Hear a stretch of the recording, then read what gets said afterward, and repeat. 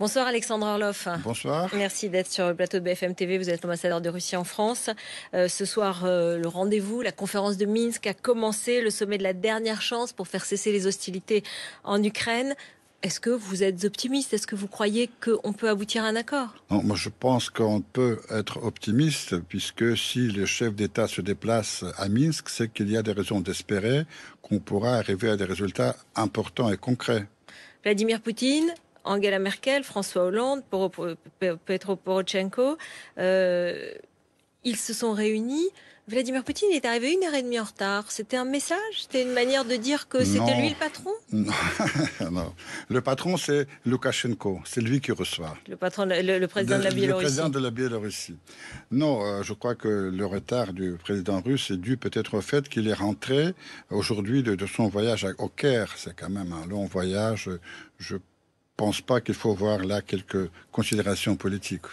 L'important, c'est que ce ne soit pas seulement une paix sur le papier, mais sur le terrain. Voilà ce que dit Laurent Fabius ce matin. Il y a beaucoup de méfiance parce que les Européens ont eu le sentiment que Vladimir Poutine parlait, disait oui, il faut arriver à un accord, mais que sur le terrain, ça ne suivait pas. Je dirais que c'est vrai qu'il y a une grande méfiance, mais une méfiance qui n'est pas due aux faits et aux gestes, aux actes du président Poutine, mais plutôt au contraire, puisque le problème, c'est que nos partenaires ukrainiens n'ont jamais tenu la parole. Vous prenez tous les papiers qui ont été signés avant, le 21 février, un accord qui a été signé entre l'ancien président Yanukovych et l'opposition sur la constitution de gouvernement de l'Union nationale. Le lendemain, le coup d'État a été opéré à Kiev. Avril dernier, à Genève, il y a eu aussi une conférence avec le même Poroshenko où un texte a été signé qui prévoyait le début d'un dialogue inclusif politique en Ukraine avec les rebelles. Rien n'a été fait. Les accords de Minsk ont été signés le 5 septembre dernier. Et n'ont pas non plus été, respectés puisque les Ukrainiens n'ont jamais arrêté les tirs d'artillerie sur Donetsk. Ce qui a amené sans doute ces gens-là à contre-attaquer. On a vu le président ukrainien brandir des passeports de soldats russes, disant qu'il y avait l'entrée de soldats russes, la livraison d'armes dans des camions humanitaires. Bon, voilà où on en est à cette heure-ci. Quelle est la marge de manœuvre? Jusqu'où peut aller Vladimir Poutine? Qu'est-ce qu'il peut accorder aux Européens, par exemple, sur le cessez-le-feu, sur le contrôle des frontières, des points frontières entre l'Ukraine et la Russie? Écoutez, d'abord, l'histoire des passeports, je dois le dire que après, Petro Poroshenko s'est excusé en disant qu'on lui a donné ses passeports, il n'a pas vérifié, c'était vraiment un coup monté qu'il ne faut pas prendre trop au sérieux. Mais les choses sérieuses sont ce qu'il faut maintenant trancher sur des questions de principe. Et les questions essentielles aujourd'hui, c'est d'abord cesser le feu effectif, le retrait des armes lourdes, parce que si les armes lourdes ne sont pas retirées, ça va continuer et alors on va aller de plus en plus dans une vraie guerre. Et puis, l'autre chose, vous parlez de contrôle des frontières. Je pense que c'est une chose tout à fait naturelle pour tout État souverain. Mais pour contrôler les frontières... Il y a 25 points de passage entre la Russie et l'Ukraine. Il y a plusieurs points de passage. Alors, l'Ukraine, comme un État souverain, a une intégrité territoriale. Mais il faut assumer cette intégrité. Aujourd'hui, ces régions sont contrôlées par les séparatistes. Les séparatistes, ils sont chez eux. Ce ne sont pas des occupants, ils sont chez eux. Ils défendent leur maison, leurs droits, leur famille. Ils ne vont pas bouger.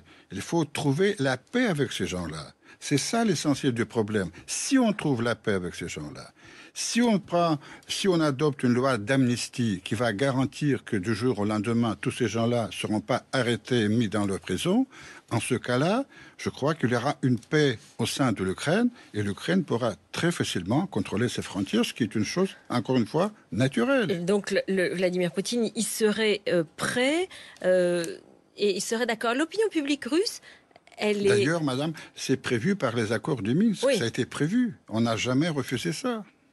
L'opinion publique russe, elle est, nourrie de récits à la gloire des séparatistes et extrêmement critique et violent sur le gouvernement de Kiev.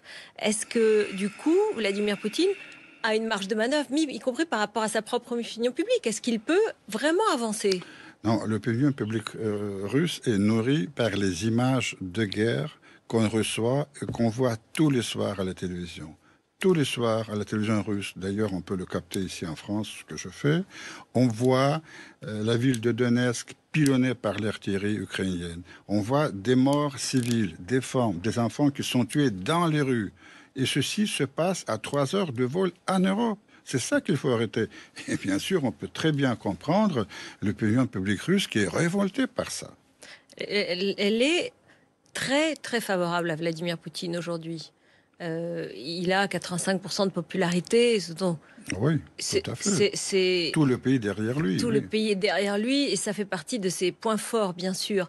Mais est-ce que ça n'est pas à courte vue? C'est-à-dire, à ce moment-là, on veut toujours garder ces 85% de popularité et on ne peut pas avancer, on ne peut pas faire de concessions. On n'a peut-être pas de stratégie à long terme en se disant il faut se rapprocher de l'Europe, il faut arrêter les hostilités.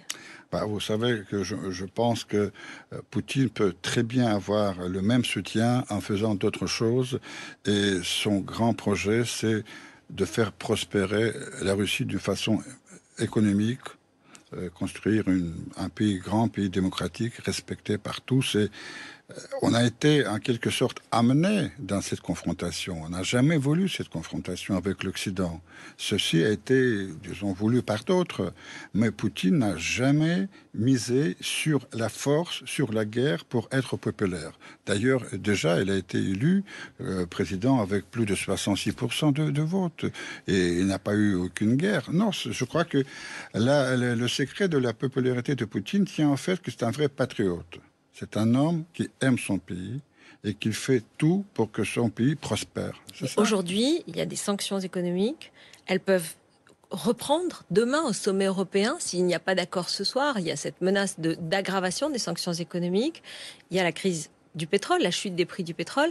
La situation économique est quand même difficile en Russie. Tout à fait, tout à fait. Non, la situation économique... Et est-ce que le président Poutine n'est pas en partie responsable de la situation? Est-ce qu'il n'a pas des comptes à rendre à son peuple sur cette question-là? Non, mais écoutez, encore une fois, vous-même, vous avez dit que sa cote de popularité est extrêmement élevée. C'est-à-dire, le peuple russe comprend très bien la raison de ces sanctions, mais il croit que Poutine a une approche juste du problème, qu'on ne vend pas, si vous voulez, des choses essentielles. On ne peut pas lâcher des Russes, des russophones, dans un pays voisin, dans un pays ami, face à une guerre qui est menée contre eux. On ne peut pas accepter que l'Ukraine sorte du giron russe. Non, l'Ukraine elle est déjà sortie du giron russe il y a 20 ans, même plus que ça. Mais il ne faut pas faire la guerre contre sa propre population. Ceci est condamné partout dans le monde. On a condamné pour ça Bachar el-Assad. C'est la même chose qui se produit aujourd'hui en Ukraine. Justement, est-ce qu'il n'y a pas des points d'accord très fondamentaux entre Européens et Russes aujourd'hui, par exemple contre le fondamentalisme islamiste? Bien sûr. Est-ce que ce ne serait pas le moment, justement, c'est Jacques Attali dans l'Express ce soir qui dit mais il faut trouver des alliances parce que il y a un ennemi commun et pourtant aujourd'hui on n'a pas le sentiment que Vladimir Poutine pense de cette façon. Vous prêchez les convaincus. Au contraire, nous avons toujours dit qu'il ne faut pas fabriquer un ennemi de la Russie qui est un ami à la France, qui est un allié dans ce combat qu'on doit mener contre le djihadisme, contre l'islam radical. Ça, c'est une vraie menace. C'est une menace commune. Il y en a beaucoup d'autres. Il y a la prolifération des armes nucléaires, il y a le climat, il y a beaucoup de problèmes qu'on doit résoudre ensemble. Et au lieu de travailler ensemble, on crée artificiellement des problèmes pour punir Poutine puisqu'il est désobéissant, il ne plaît pas à quelqu'un. Écoutez, c'est pas sérieux, c'est infantile.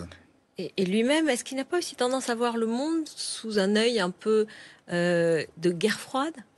Non, il regarde le monde tel qu'il le voit, c'est-à-dire un monde qui mène une guerre psychologique contre lui. Je dirais pas Le Monde entre guillemets, oui, le journal Le Monde, oui, mais pas Le Monde, puisque vous savez que Poutine a beaucoup d'alliés dans le monde, et non compris dans le monde, mais aussi dans les pays européens. En France, je sais qu'il y a beaucoup de gens qui l'admirent.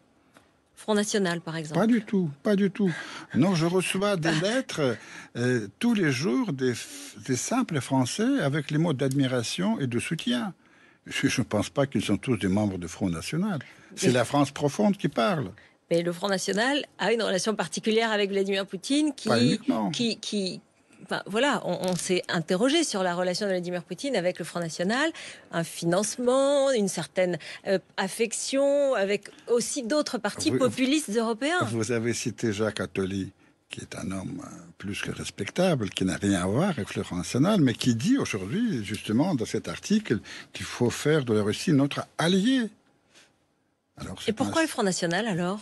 Comment ? Pourquoi cette relation un petit peu plus accentuée ? Parce que c'est le Front National qui veut avoir cette relation. Et puis le Front National, c'est un parti qui reçoit quand même l'appui de 30% d'électeurs français. C'est un parti représentatif de la France, d'une certaine France. On ne peut pas l'ignorer. Merci beaucoup. Merci Alexandre Orloff. Merci d'être venu sur le plateau de BFM TV.